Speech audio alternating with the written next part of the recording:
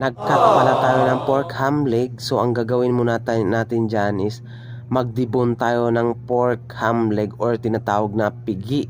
So kinukuha pala natin ang dalawang buto dyan. Meron sa harapan yan. So dyan mo nang kinukuha, hinahanap natin dyan. So may hinahanap lang ako dyan. Parang siya ang hinahanap ko.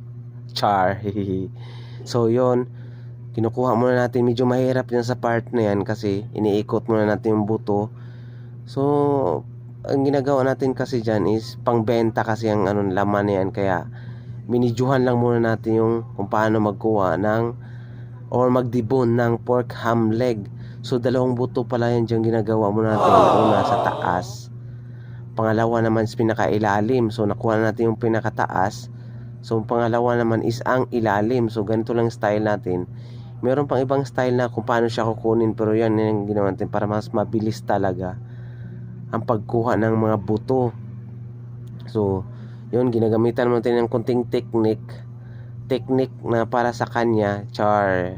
So yun, ginagawa mo natin dyan para mas mabilis talaga. Kasi yung ginagawa yan, may tao palang tanong sa akin dyan. So sinabihan ko lang, huwag ka muna magdisturbo. So yun, mabilis lang natin makuha yan. Lalo na pag kutsilyo is matalim talaga.